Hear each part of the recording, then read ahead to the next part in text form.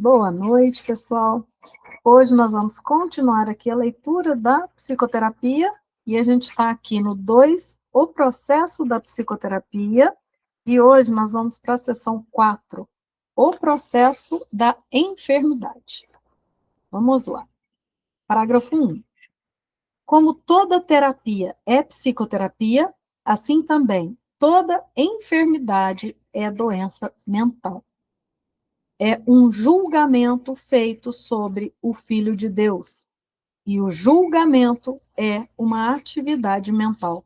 Olha só, né? Toda enfermidade é uma doença mental. Ele fala que toda enfermidade é um julgamento que a gente faz sobre o Filho de Deus. Então, a gente fala que o Filho de Deus é esse que está doente. E isso é um julgamento. Falar que o Filho de Deus é o que ele não é um julgamento. E o julgamento é uma atividade mental. O julgamento é uma decisão tomada uma e outra vez contra a criação e o seu Criador. É uma decisão de perceber o universo, assim como tu o terias criado. Olha só o julgamento, né?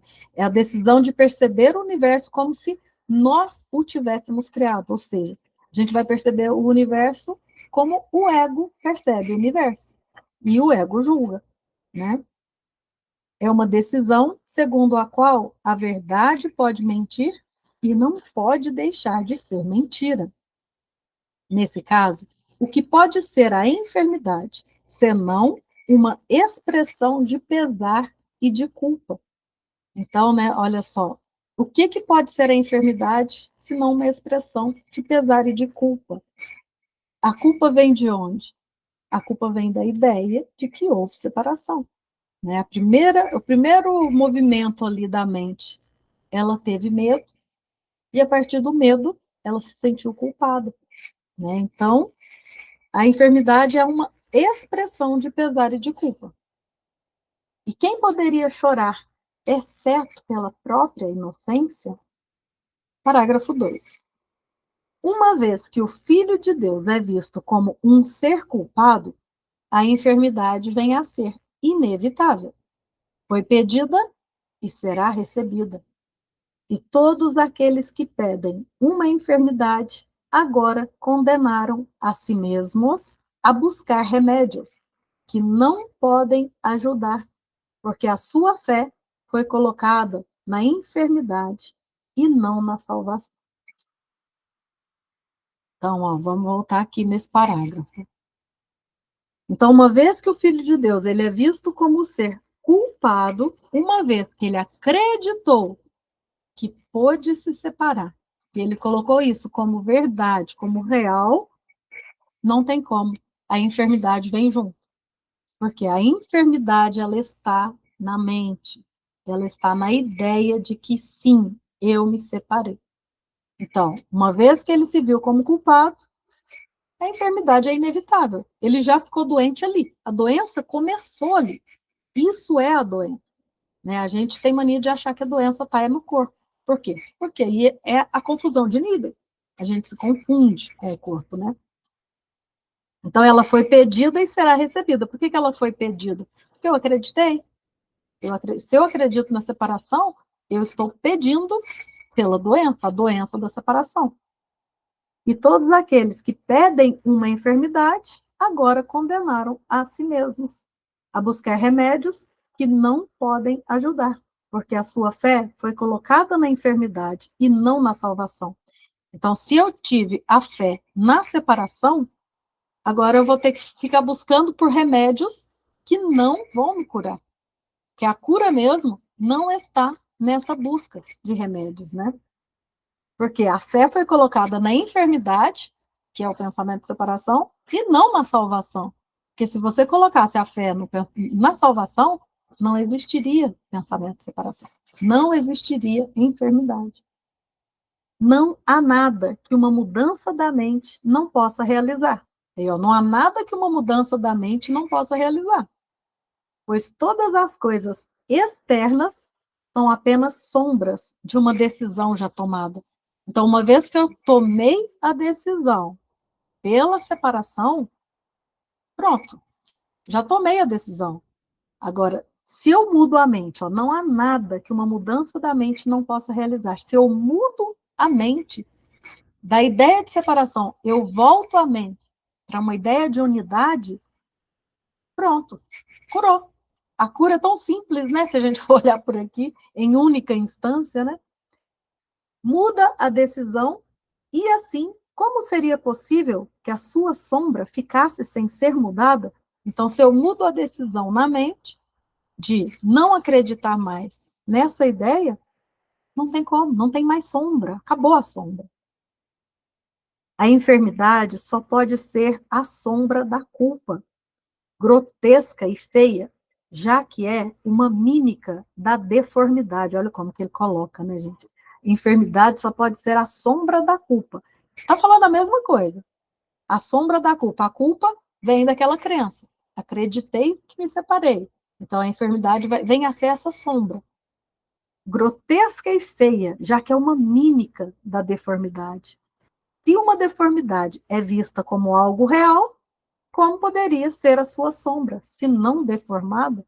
Então, se eu vejo a separação, se eu vejo o corpo aqui, se eu trago isso como minha realidade, eu só vou ver a sombra deformada, eu só vou ver a ideia do corpo, a doença no corpo. Então, é aí que está toda a confusão de níveis, a gente achar que a doença está no corpo. Essa semana, né, eu arrumei aqui uma dor na coluna, e esses dias eu estava pensando, né? Porque assim, gente, quando a gente começa a estudar, principalmente essas questões que eu tenho estudado aí de manifestação nos sete corpos, você vê que se você quiser, você cura. Se você quiser, você cura uma dor. E aí eu pensei comigo, falei, gente, por que eu não faço a cura dessa dor que eu estou sentindo? Olha só como que eu transformei tudo já em real.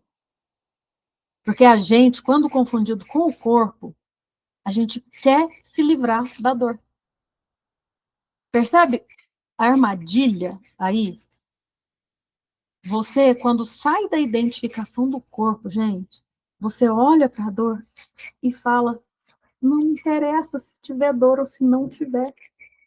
Eu não sou esse corpo. Você assume que não é esse corpo. Não interessa se o corpo está doendo ou não está. É uma desidentificação tão além disso que a gente está acostumado que não faz diferença.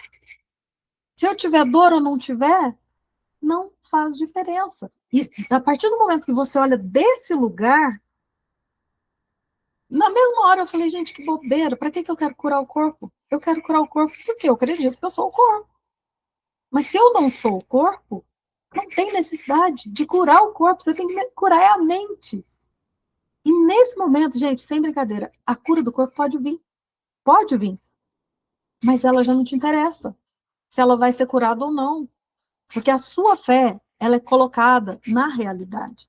E na realidade, não importa. Desse lugar é o lugar onde você pode ou não tomar um remédio para a dor. Porque não importa o que você faz na forma, que não importa. Importa o que está na sua mente. Se eu acredito mesmo que eu sou esse corpo, ou se para mim tanto faz. Sentir dor ou não sentir dor. Então vamos lá. Parágrafo 3. A descida ao inferno acontece passo a passo em um curso inevitável, uma vez que a decisão de que a culpa é real foi tomada. Então, que a descida ao inferno, né? A descida ao inferno é a descida a acreditar que eu sou isso aqui. Então, a descida ao inferno acontece passo a passo em um curso inevitável, uma vez que a decisão de que a culpa é real foi tomada. Então, uma vez que eu decidi que eu sou realmente culpado, que eu sou separado, que houve separação, que agora eu sou um ser largado aqui, né, sozinho nesse mundo, então, quer dizer que eu acreditei que a culpa é real, né? Então, vou ler mais uma vez essa sentença. Ó. A descida ao inferno acontece passo a passo em um curso inevitável, uma vez que a decisão de que a culpa é real foi tomada.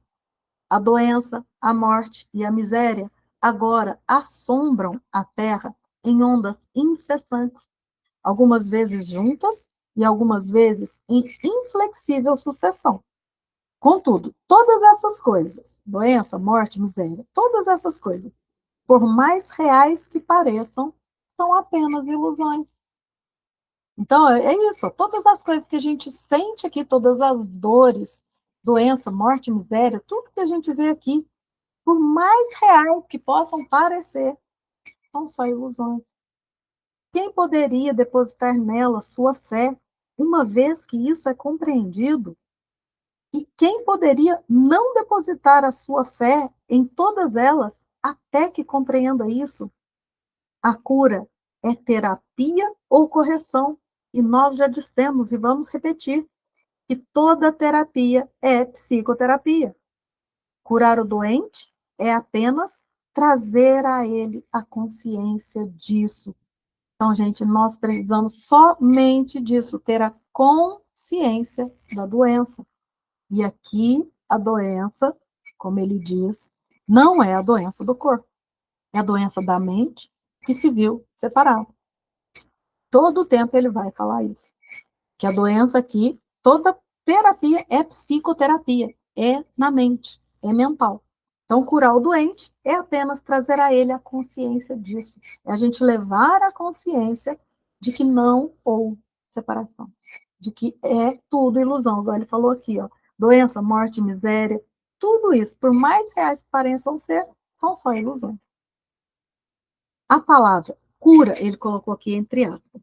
A palavra cura passou a ter má reputação entre os terapeutas, mais respeitáveis entre aspas também. A palavra cura passou a ter má reputação entre os terapeutas mais respeitáveis do mundo e com razão. Nenhum deles pode curar e nenhum deles compreende a cura. Na pior das hipóteses, eles apenas fazem com que o corpo seja real em suas próprias mentes. E tendo feito isso, buscam uma mágica com a qual curar as enfermidades com as quais as suas mentes o dotaram. Olha só, gente, vamos entender isso daqui. Então, ó, os terapeutas aqui que ele coloca, mais respeitáveis, nenhum pode curar e nenhum compreende a cura. Por quê? Aqui ele coloca, ó, que eles fazem com que o corpo seja real em suas próprias mentes. Então, aqui nesse mundo, aí ele está repetindo aqui uma coisa que ele falou lá atrás. Aqui nesse mundo, nós vamos a um terapeuta, né, o médico, para curar o nosso corpo, né? E aqui ele fala que o psicoterapeuta, ele também vai fazer isso. Ele vai buscar uma mágica para curar a enfermidade do corpo. Só que a enfermidade do corpo foi a mente que colocou isso no corpo. Então, onde que tem que ser curado? Aqui ele coloca, tem que ser curado na mente. Né? Por isso que ele coloca que ninguém aqui, a palavra cura, ela tem má reputação entre os terapeutas mais respeitáveis, porque a cura aqui, ela passou a ser vista como somente a cura do corpo. Como tal processo poderia curar? Olha como que ele coloca. É ridículo do início ao fim. Contudo, tendo iniciado o processo, ele não pode deixar de terminar assim. É como se Deus fosse o diabo e precisasse ser encontrado no mal. Como poderia o amor estar presente? E como poderia uma doença curar? Não são ambas uma única pergunta? Olha só, a doença é ilusão, está dentro da ilusão, né? A doença do corpo aqui. Então, ele coloca que não tem como uma doença aqui ser curada. São opostos isso daqui, porque a cura, ela não é para o corpo, a cura é para a mente. Curar o corpo aqui nesse mundo, como ele falou lá atrás, você vai curar o corpo, daqui a pouco vai vir mais alguma coisa ali no corpo. O corpo, gente, o corpo não tem cura. É isso que ele está tentando dizer para nós, o corpo não tem cura. Não tem como você curar algo, é uma ilusão. Você precisa curar é a mente que fez acreditar tudo isso daqui para baixo. Então é por isso que ele coloca aqui, ó. É como se Deus fosse o diabo e precisasse ser encontrado no mal. Como poderia o amor estar presente? Se você cura hoje, amanhã você está doente de novo. E cura uma outra coisa, daqui a pouco está doente de outra coisa. Como que pode o amor estar presente aqui? E como poderia uma doença curar? Não são ambas uma única pergunta? Então é isso que ele colocou aqui para nós, né? Ele até coloca aqui Deus, diabo, né? Doença, cura e diabo aqui é justamente o pensamento de separação. E Deus aqui, o nosso pensamento unificado. Ele faz essa dualidade aqui. Doença aqui, o pensamento de separação. Cura, a aceitação de que não houve separação. Ai, meu Deus do céu, gente, minha gata trouxe um bicho aqui para dentro. Meu Deus, rapaz, tomara que não suba aqui. Deixa ela ali brincar com o bichinho dela. Não subindo aqui, tá bom. Parágrafo 5.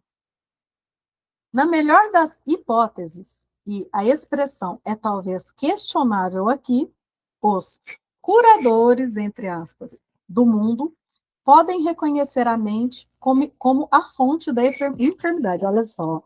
Na melhor das hipóteses, e a expressão é talvez questionável aqui, os curadores do mundo podem reconhecer a mente como a fonte da enfermidade. Mas o seu erro está em acreditarem que ela pode curar a si mesma. Então, ó, às vezes aqui, nesse mundo, os terapeutas até reconhecem que a doença vem da mente, mas o erro é achar que essa nossa própria mente aqui pode curar ela mesma. E não ir a uma instância superior. É ainda ficar preso na parte mental, aqui seria que nos corpos, né, o nosso quarto corpo, o mental inferior, você pensa, ó, não, é a mente que está causando isso daqui. Então vamos curar aqui. A cura ainda não está aqui. A cura ainda está além.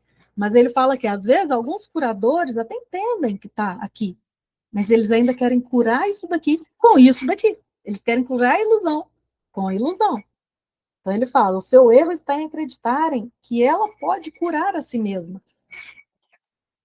Isso tem algum mérito num mundo em que gradações de erros, ele coloca aqui, ó, gradações de erros é um conceito significativo.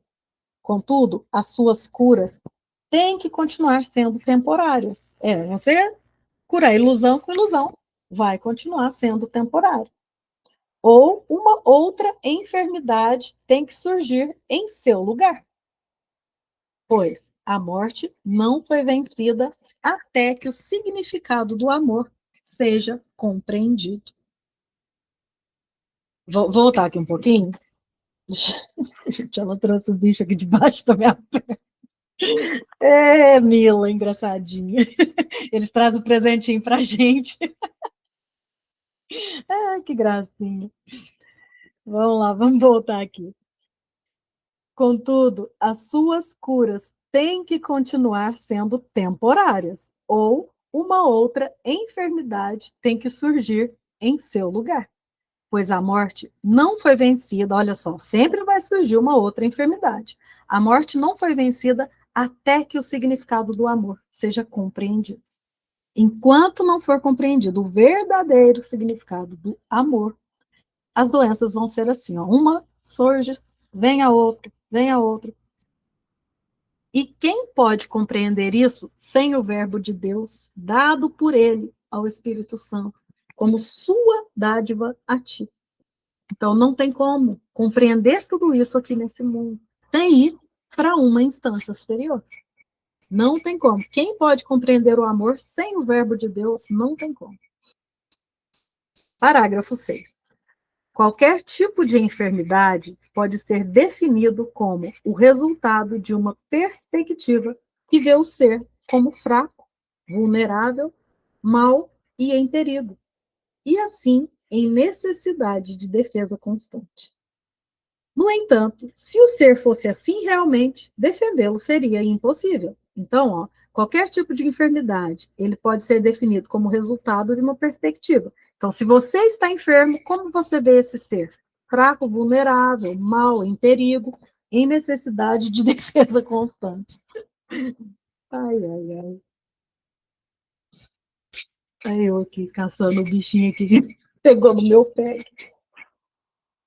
Gente, é um rato, gente. Já tá com um ratinho aqui correndo com ele para baixo e pra cima. Deixa eu pôr minha perninha pra cima aqui antes que ela pule em mim. Tem que rir, né, Lídia? Vamos lá, fazer o quê? Eu lembro uma vez que a gente fez uma aula aqui, uma das primeiras aulas que eu falei assim, gente, se chegar um rato aqui, eu vou... Lembra disso? Eu vou gritar, eu vou correr, lembra? Mas tudo bem, tá aqui embaixo. E ela anda com ele aqui do meu lado, né? Não sei onde que ela arrumou isso, não. Ela sobe no telhado, ela pega passarinho. Essa aqui, ela é doida de tudo. Mas vamos voltar aqui. Parágrafo 6. Vamos voltar aqui de novo, que eu até perdi aqui as estribeiras.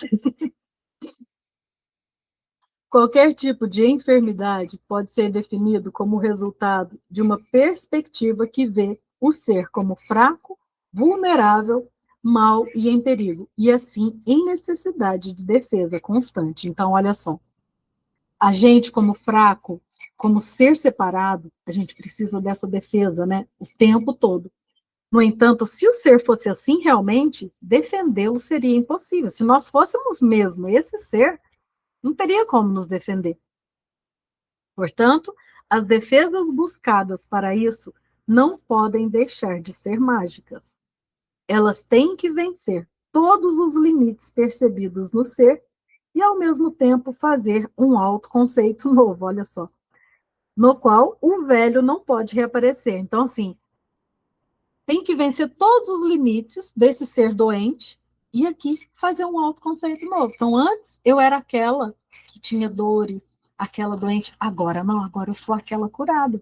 Então, você só faz um autoconceito novo, no qual o velho não pode reaparecer. Em uma palavra, o erro é aceito como real e se lida com isso através de ilusões, olha. Então, assim, é a mesma coisa quando ele fala, né, do perdão, né? Você aceita aquilo ali como real, depois você perdoa. Aqui ele está falando a mesma coisa. Aceitar o erro como real, falar, não, realmente eu estou doente, realmente eu sou isso e tenho isso. Ele fala aqui, ó, em uma palavra, o erro foi aceito como real e se lida com isso através de ilusões. Então, através de ilusões, eu vou mantendo esse erro real. Como a verdade foi trazida às ilusões, a realidade agora passa a ser uma ameaça e é percebida como mal. Vamos colocar isso aqui, ó. Como a verdade foi trazida às ilusões, então, assim, eu peguei o meu autoconceito de um corpo, essa é a minha verdade. Eu sou essa verdade. Mas eu quero a cura disso daqui, porque para mim, esse corpo é a verdade. Então, eu busco a cura do corpo. Então, eu pego a verdade e trago para a ilusão. A verdade é a cura. E eu trago aqui para a ilusão, para o corpo. Aí ele coloca assim: como a verdade foi trazida às ilusões, a realidade agora passa a ser uma ameaça e é percebida como mal. Por quê? Porque agora a realidade é aquela que me fala que o corpo não importa. Não importa se ele está doente ou se ele está são. Mas se eu falar não, mas para mim importa, eu quero estar são, eu não quero ter um corpo doente. Aí eu estou dando mais verdade para mim. E a realidade vai dizer assim: não, bem, o seu corpo é uma ilusão. Não importa se ele está doente ou não, você continua sendo exatamente como Deus te criou. Falo, não. Então isso daí para mim é mal, porque não é isso que eu quero. Na verdade, eu quero a cura do corpo. Porque para mim, a minha realidade é o meu corpo. E você me falar que, ah, não, tanto faz, não, isso para mim não dá certo. Então você começa a ver a realidade como mal. Porque ela não vai querer o que você quer. Porque aqui eu estou defendendo um ser ilusório, eu estou trazendo a verdade para a ilusão. Para mim, a cura do corpo é em primeiro lugar. E ele fala: o amor passa a ser temido, porque a realidade é amor. Assim, o círculo se fecha contra as trilhas internas da salvação. O amor passa a ser temido, porque se eu acreditar mesmo que eu nunca me separei, que eu não sou esse corpo, então meu corpo pode ser doente, mas não é isso que eu quero. Na verdade, eu quero um corpo curado. Vocês entenderam aqui que ele coloca o seu autoconceito em primeiro lugar do que a verdade? Então, eu quero trazer a verdade à ilusão, quero curar o corpo, mas na verdade, gente, a cura não está no corpo. A cura está na mente. E aí sim, Você curando a mente, o seu corpo pode ser curado, sim ou não, mas não vai importar se ele for curado ou não. Eu lembro uma vez que a gente estava falando sobre alguns avatares aí que falam que foram iluminados, né? A gente usa essa palavra iluminado, mas é aquele que se viu como é. E eles tiveram câncer. Não sei se vocês lembram uma vez a gente falando sobre isso, sobre esses alguns indianos, né, de muita consciência. Eu vejo que eles eram isso daqui, ó. As pessoas falam, mas como uma pessoa iluminada pode ter câncer? Gente, tem nada a ver uma coisa com a outra. Ele não está se importando para o que o corpo tenha. O corpo, para ele, já não importa se está curado ou não. Então, isso que ele fala. Muitas vezes a gente quer só a cura do corpo. E a gente olha para a verdade que não se importa se o corpo está curado ou não e fala, não, então não, isso eu não quero. Na verdade, eu busco é aqui, é o que esse serzinho aqui é o que eu sou. Então é muita confusão de níveis que a gente vê aqui nessa cura aqui do mundo. Parágrafo 7. A enfermidade, portanto, é um equívoco e precisa ser corrigido. Como nós já enfatizamos, a correção não pode ser realizada quando se estabelece, em primeiro lugar, o direito do equívoco para depois ignorá-lo. Então, assim, é o que a gente estava falando. Eu primeiro dou realidade ao equívoco para depois eu querer curar. Então, eu sou esse corpo que está doente. Então, eu quero curar esse corpo.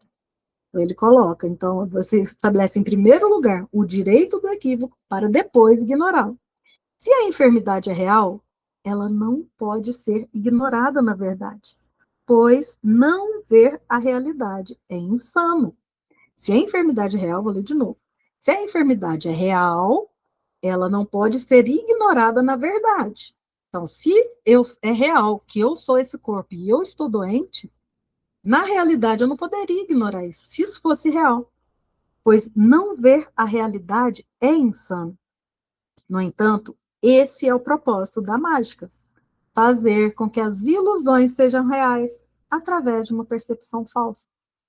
É primeiro você ver realidade no que é falso, para depois querer corrigir. É igual quando a gente estudou lá o perdão. É primeiro dar realidade, para depois falar, eu perdoo aquilo que ele me fez. Aqui ele fala a mesma coisa sobre a enfermidade.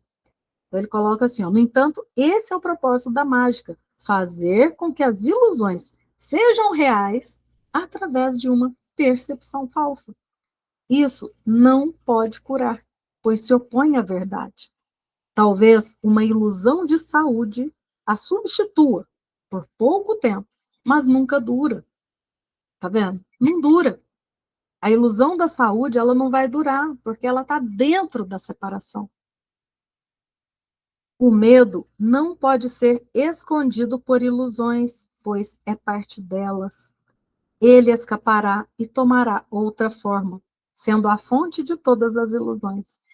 O que é o medo aqui, né? O medo vem exatamente, né? A primeira coisa que a gente tem lá, quando acredita na separação, é o medo.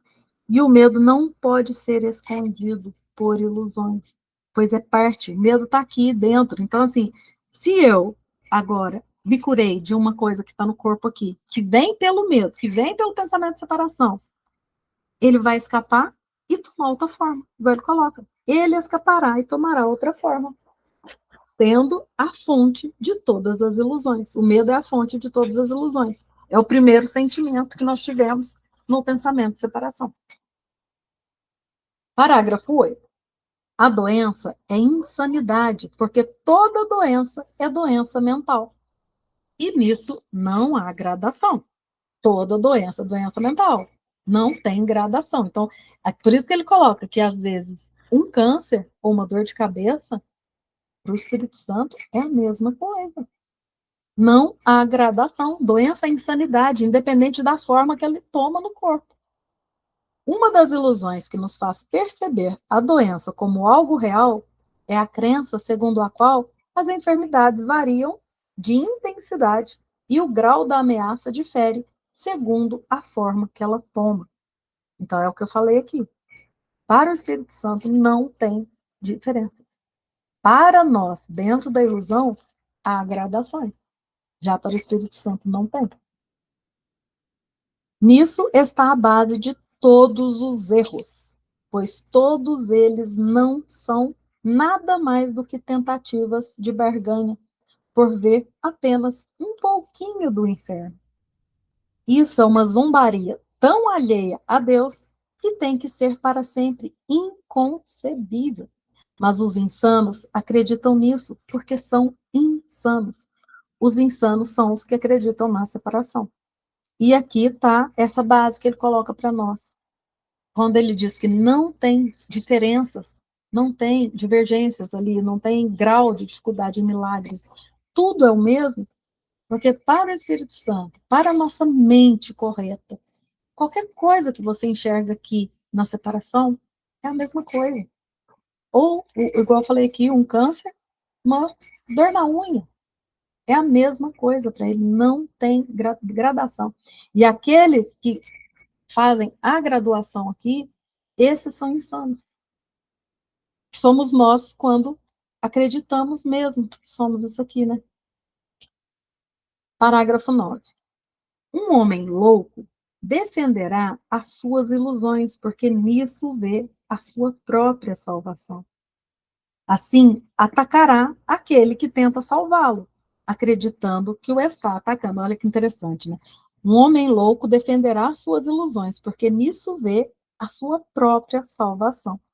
Assim, atacará aquele que tenta salvá-lo, acreditando que o está atacando. Gente, isso aqui é tão interessante. Esse círculo curioso de ataque e defesa é um dos problemas mais difíceis com os quais o terapeuta tem que lidar. Essa questão aqui de ataque e defesa, né? A gente já falou muito sobre isso, mas vale falar aqui.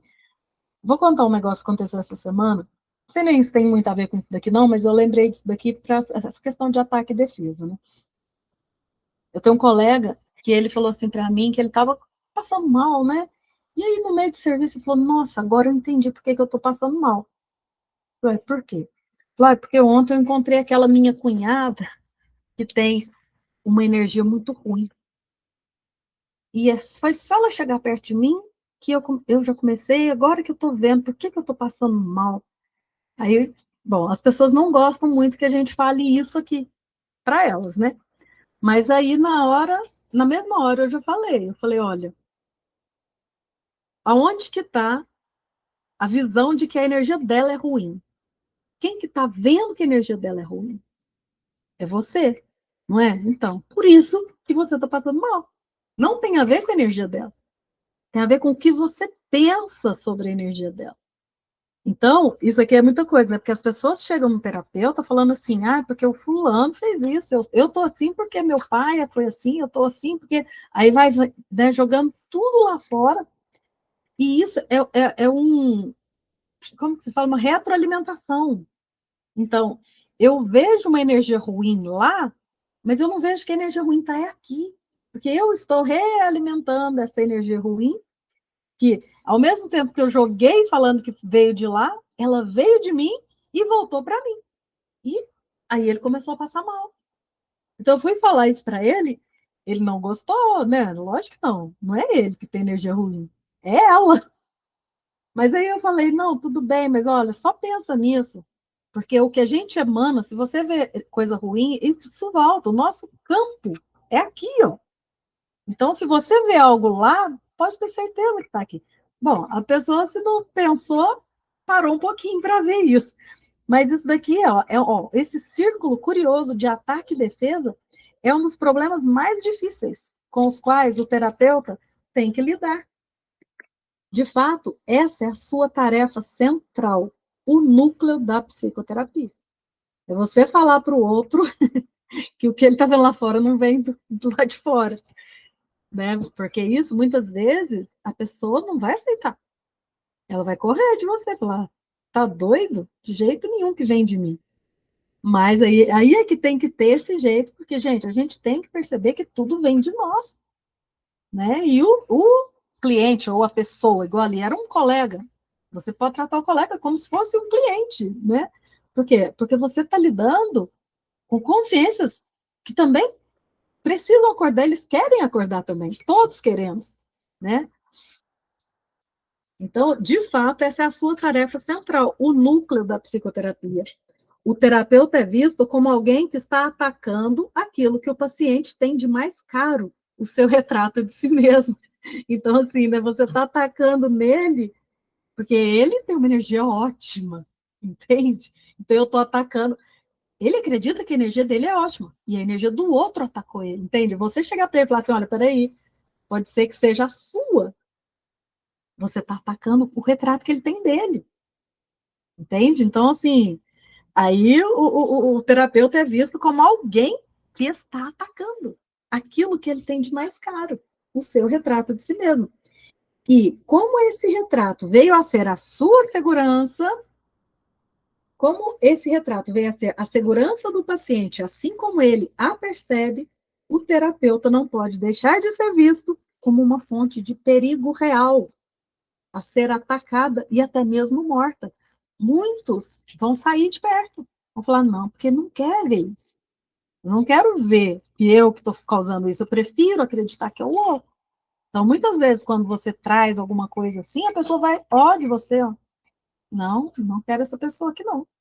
Vai para outro que passa a mão, né? Que, igual a gente vê aí, pessoas 10 anos fazendo terapia e tá, continua jogando fora. Então, ela não consegue enxergar que tudo vem dela, né? Então, às vezes, a gente tem que dar uns cutucão. Parágrafo 10. O psicoterapeuta, então, tem uma tremenda responsabilidade. Ele tem que parar o ataque sem atacar e, portanto, sem defender-se. É sua tarefa demonstrar que as defesas não são necessárias e que a indefensividade é força. Esse tem que ser o seu ensinamento, se é que a sua lição vai ensinar que é seguro ter sanidade. Então, olha só, né? Então, a gente tem que ensinar isso através do nosso exemplo, né? Então, assim, demonstrar que as defesas não são necessárias. E a indefensividade é a força. E aqui colocar, trazer essa autorresponsabilidade, né, para a pessoa, né, colocar, falar, olha, quanto mais você alimenta que a outra pessoa tem uma energia ruim, quanto mais você fica alimentando isso, mais pior, vai ser pior para o seu campo. Você está alimentando essa energia dentro do seu campo. Então, isso é uma coisa, assim, que o terapeuta, ele tem que ensinar sem atacar, porque senão ele vai ser visto igual falou ali em cima, uma fonte de perigo, porque eu estou atacando a pessoa que ele construiu, né, que ele se acha. Então, a gente precisa ver isso e ensinar isso, ensinar que é seguro ter sanidade. O que não pode ser por demais enfatizado é que os insanos acreditam que a sanidade é ameaça. É igual a gente falou agora mesmo, né? Acha que eu acreditar nisso que está em mim e não está lá fora, isso pode ser ameaça. Este é o corolário do pecado original. Acredita-se que a culpa é real e inteiramente justificada. Aqui ele vai falar do pecado original, né? Onde a gente acredita que realmente não somos culpados e que a culpa é justificada. E aqui a gente começa a projetar, porque realmente eu fui culpado e realmente aí a gente acreditou na separação e começou a projetar a culpa. Por quê? Porque eu não quero ver ela aqui. Então, já que eu não quero ver ela aqui, eu começo a projetar ela lá. Ele fala que isso é o corolário do pecado original. Portanto, é a função do psicoterapeuta ensinar que a culpa, sendo irreal, não pode ser justificada, mas também não pode oferecer segurança. E assim, ela não pode deixar de continuar a ser tanto indesejável quanto irreal. E aqui é o momento de fazer aquilo que eu estava falando agora mesmo. Ao invés de trazer culpa, trazer essa autorresponsabilidade, né? Trazer para si, igual a gente estava conversando antes, né, do celular. Eu pedi para que isso acontecesse. Então, assim, não teve algo lá fora que causou, meu celular estragou, alguma coisa lá fora. Não, eu pedi para que isso acontecesse. Isso foi alguma coisa que vai fazer com que eu aprenda algo. Então, se eu pedir, é porque tem algo para mim aqui. Então, deixa eu aprender a lição com isso, né? Ao invés de começar a julgar, igual ele fala que o pecado original aqui é justamente acreditar, né, na separação, perceber a culpa aqui e agora começar a projetar a culpa ali. Né? Não está mais aqui. Aí você começa a projetar fora e sai, porque é muito mais gostoso não ter nenhuma responsabilidade por isso, né? Mas a autorresponsabilidade te faz ver isso de maneira diferente. E é aqui que o terapeuta vai conversar com o outro ali, né? Que seja um colega de trabalho, que seja um paciente mesmo. Mas é começar a colocar a responsabilidade aqui. Quem sabe essa energia ruim não está aqui? Quem sabe? Não é que está lá, está aqui. Não sei se vocês lembram um conto que tem, que eles falam de uma mulher que queria matar a sogra. Você lembra desse conto? Que ela fala, eu queria matar minha sogra, porque eu não aguento mais dela, não sei o que. Aí o sábio vai dar um remedinho de mentirinha, fala, isso aqui você vai dando todo dia, mas você começa a tratar ela bem, tá? Para ela não desconfiar. Todo dia você vai dando isso daqui para ela e começa a tratar ela bem. E aí ela começa, né, a dar o remedinho para a sogra e tratar a sogra bem. Quando ela volta, ela, nossa, pelo amor de Deus, eu não quero que minha sogra morra. Ou seja, onde que estava, né? Tava tudo nela, a projeção dela. Então, assim, tudo é culpa da sogra. A sogra fez. É muito mais fácil. No momento que você pega a responsabilidade e vê aquilo de uma maneira diferente, você vê que não estava na sogra, né? Estava no modo com que eu olhava para a sogra. Eu mudei a minha maneira de ver o mundo mudou, né? Então, vamos lá. Parágrafo 11. A doutrina única da salvação é a meta de toda terapia. Ó, a doutrina única, lá, a unidade, é a meta de toda terapia. Alivia a mente da carga insana da culpa que ela carrega com tanto cansaço e a cura se realiza. Tá vendo? Olha, a unidade, você voltar a mente, aqui ele já volta para a cura da mente, voltar a mente para a unidade, alivia a mente da carga insana da culpa que ele carrega, com tanto cansaço, e a cura se realiza. Ó, o corpo não é curado, meramente se reconhece o que ele é, gente. Aí não tem nem necessidade de cura do corpo. É igual eu estava falando da minha dor nas costas. Se eu quisesse, eu podia fazer uma cura espontânea aqui e fazer as práticas. Mas por quê? Se eu posso perceber que o corpo nem é real, para que eu vou querer isso? E eu percebendo que o corpo não é real, eu posso tomar meu remedinho se eu quiser. Posso não tomar, posso ficar observando essa dor, posso qualquer coisa. Visto corretamente, o seu propósito pode ser compreendido. Nesse caso, há necessidade de doença? Dada essa única mudança, tudo mais se seguirá. Não há nenhuma necessidade de mudanças complicadas. Gente, é uma atitude. É aceitar a unidade. A unidade em tudo, a todo instante. Não há nenhuma necessidade de mudanças complicadas. Não há nenhuma necessidade de longas análises, discussões cansativas e buscas.